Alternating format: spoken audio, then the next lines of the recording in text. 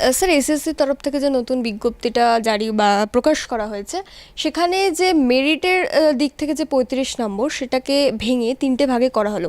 এটাতে যারা এই পরীক্ষায় আবার বসবেন বা এই যারা 26,000 চাকরিহারার মধ্যে ছিলেন তাদের কতটা লাভ হতে পারে বা আদৌ কি কোনো লাভ হবে?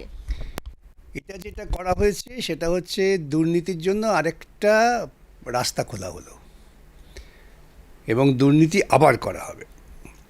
ইতিমধ্যেই আমি শুনতে পেয়েছি ওরা বলেছে ওই যে কন্ট্রাকচুয়াল টিচারদেরও নাকি ওই 10 নম্বরের আওতায় আনবে।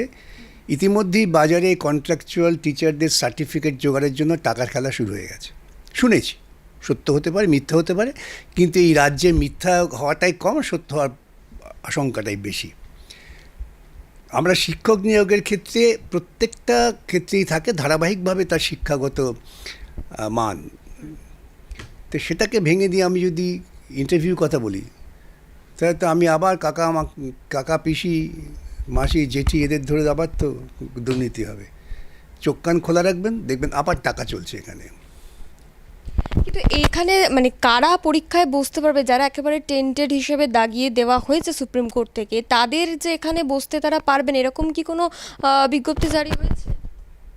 এইসব কৌশলের কথা এখন বলবো না, সেটা আদালতে বলবো। মানে এই নিয়ে আবারও কোনো কিছু হতে চলেছে? অবধারিত। ওরা অন্যায় করব ঠিক করেই পরিকল্পনা করে, আর পশ্চিমবঙ্গের সৎ মানুষেরা সঙ্গে সঙ্গে সেই পরিকল্পনাকে ভেস্তে দেওয়ার জন্য প্রস্তুতি নেয়। ওরা যদি মনে করে থাকেন যে পশ্চিমবঙ্গের সব মানুষই দুর্নীতিগ্রস্ত হয়ে গিয়েছে, তাহলে ওরা ভুল করবেন। পশ্চিমবঙ্গের এক বৃহৎ অংশের মানুষ যারা দুর্নীতি চান না, তারা তো এটা মেনে নেবে না। এই নোটিশে যে যেটা বলা হয়েছে যে মানে সবাই অ্যাপ্লাই করতে পারবে, কিন্তু মানে মুখ্যমন্ত্রী কি কোথাও গিয়ে জানতেন যে এটার পরে এই বিকাশ রঞ্জন ভট্টাচার্য হোক কিংবা ফিরদৌস শামীম হোক আবারও মামলা করবে এবং যেই কারণেই এই মুখ্যমন্ত্রী জানেন তার স্থায়ীভাবে নিয়োগ করার মতো ক্ষমতা নেই, ভাড়ার শূন্য। সরকারি কোষাগারের টাকা নাচা গানা বিজ্ঞাপন, কালী পুজো, দুর্গা পুজো, জগন্নাথ পুজো, ঈদ, যীশুখ্রিস্ট এইসব করে গেছে। সরকার তার স্থায়ী কর্মচারীদের বেতন দিতে পারছে না, বহু জায়গায় পেনশন দিতে পারছে না। কন্ট্রাক্টরদের পাওনা টাকা ডিক্রি হয়ে গেলেও সেই টাকা দিতে পারছে না। কন্ট্রাক্টরদের ডেকে বলা হচ্ছে ছেড়ে দাও। আমার অনেক মক্কেল আছে বলে আমি জানি। সুতরাং সেই রাজ্যের মুখ্যমন্ত্রী সুনির্দিষ্ট পরিকল্পনা হচ্ছে কোনো মতেই আমি স্থায়ী নিয়োগের দিকে যাব না।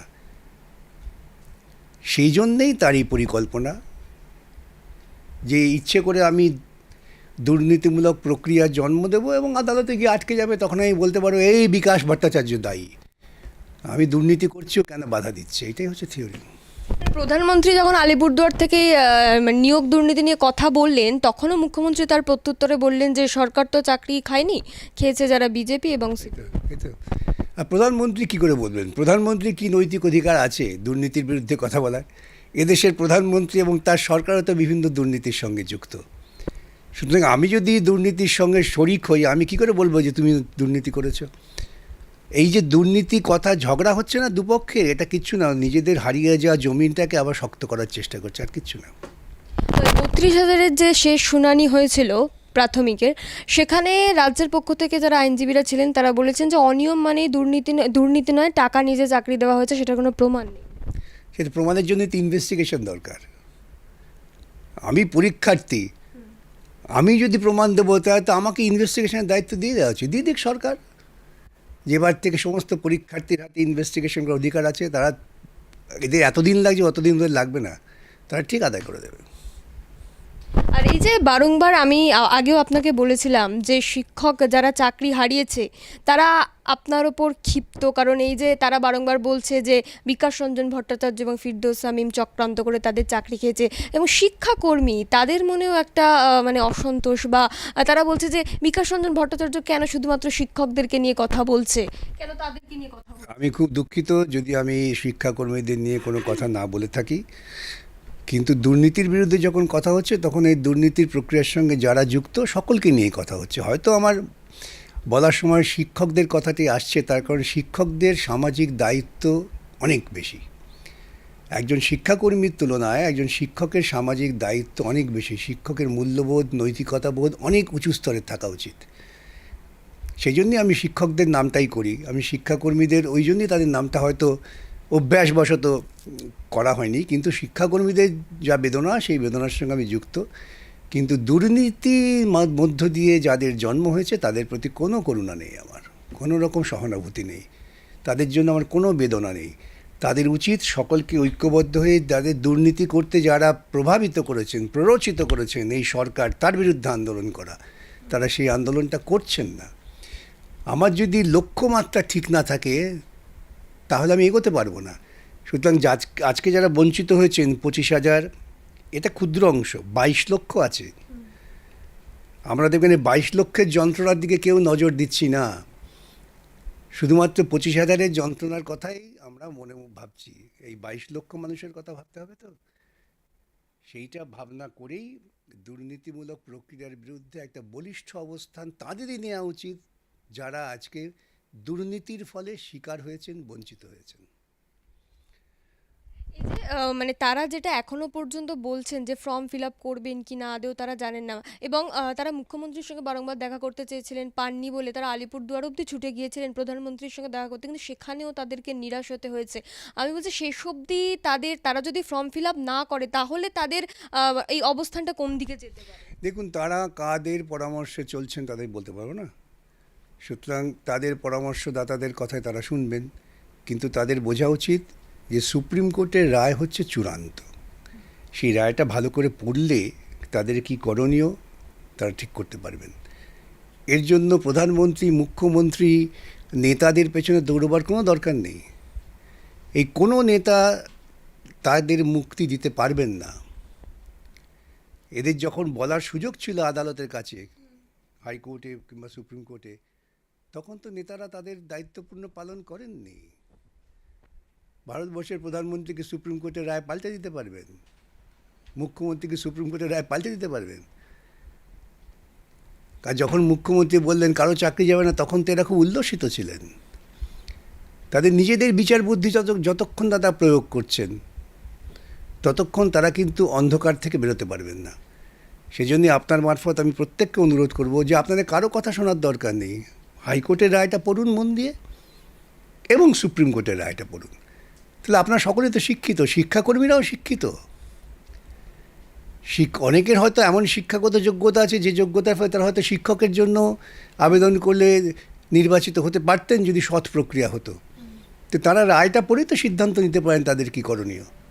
আর আমার কাছে পরামর্শ চাইলে আমি বলবো সকলে জোটবদ্ধ হয়ে এই দুর্নীতিমূলক সরকারের বিরুদ্ধে তীব্র লড়াই শুরু করুন, যাতে স্বচ্ছভাবে নিয়োগ প্রক্রিয়া হয়। কিন্তু লড়াই তো তারা করছে, কিন্তু তার করছেন না, এটাকে লড়াই বলে না।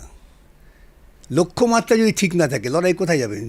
তারা যদি মনে করেন যে আমাকে মুখ্যমন্ত্রী রেহাই দিতে পারবেন, তার কাছে ডেপুটেশন দিই, তবে লড়াই কোথায়? এ তো হচ্ছে অন্ধকারে খুঁজে না পেয়ে দেয়ালি গিয়ে মাথা টোকা। তারা আলিপুরদুয়ার যাচ্ছেন পয়সা খরচা করে প্রধানমন্ত্রী কী করবেন? প্রধানমন্ত্রীর নেতৃত্বে বা তাদের বিজেপির নেতৃত্বে পরিচালিত বিভিন্ন সরকার, রাজ্য সরকারের ক্ষেত্রে তো দুর্নীতি হচ্ছে। তারাও তো দুর্নীতিকে লালন করেন। তার কারণ হচ্ছে ভারতবর্ষের শিক্ষার যে নীতি এখন, তা হচ্ছে প্রান্তিক মানুষকে লেখাপড়া শিখিও না, ঠিক যেটা মমতাও করছে। একই তো উদ্দেশ্যে তারা কাজ করছেন। এবং আমি একটু অন্য বিষয়ে যাব, যে প্রধানমন্ত্রী আলিপুরদুয়ারে আসার পরই আজকে অমিত শাহ রাজ্যে এসছেন। অর্থাৎ বিজেপি এবারে যে ভোটটা তারা করছে, তারা কোথাও গিয়ে 26,000-এর কথা বললেও তারা ওই সাম্প্রদায়িক রাজনীতির পথে একেবারে তারা পরিষ্কার বলেও দিচ্ছে যে ভোটটা এবারে জাতির লড়াই দিয়েই হবে, অর্থাৎ ভাতের লড়াই নিয়ে তারা কথা বলবে না। এবং আরও একটা বিষয় যেটা বলবো, যে ফিরদৌস শামীম তিনি আমাদের চ্যানেলেই একটি সাক্ষাৎকারে বলছেন যে এই মুহূর্তে মমতা বন্দ্যোপাধ্যায়ের অর্থাৎ মমতা বন্দ্যোপাধ্যায়কে সরিয়ে দিয়ে বা বুদ্ধদেব ভট্টাচার্য বা জ্যোতি বসুর মতন কোনো মানুষ যদি এই মুহূর্তে থেকে থাকে বাংলায়, সেটা হলো বিকাশ রঞ্জন ভট্টাচার্য। কি বলবেন? এটা নিয়ে আমি কোনো মন্তব্য করব না। এটা নিয়ে আমার মন্তব্য করার কিছু নেই। মানে এই যে বিজেপি যে জাতির লড়াই দিয়ে ভোটটা করতে চাইছে 2026-এ, কি মনে হয় যে? দেখুন, ভারতবর্ষের মতো এত বড় বৈচিত্র্যপূর্ণ দেশে মানুষের মধ্যে ঐক্য সৃষ্টি করাটাই হচ্ছে নেতাদের কাজ। যারা এই ঐক্যের ফাটল ধরাতে চাইছেন তারা যাই হোক দেশপ্রেমী নন। আমি অনেকদিন বলেছি আমার বিভিন্ন সময়, আমরা মানুষে মানুষে বিভাজন তৈরি করছি।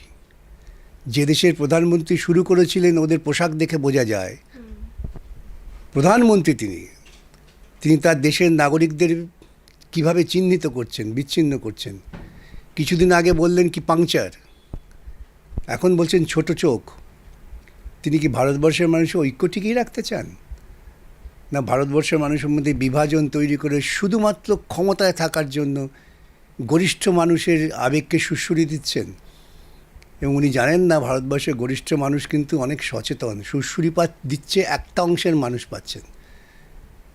এদেশের বিজেপির নেতারা ভারতবর্ষের মানুষের ঐক্যবদ্ধ চেতনার প্রতি নজর দিচ্ছেন না, তারা বিভাজন চাইছেন। এ এক বিপজ্জনক পরিণতির দিকে নিয়ে যাচ্ছে বিজেপি ভারতবর্ষকে।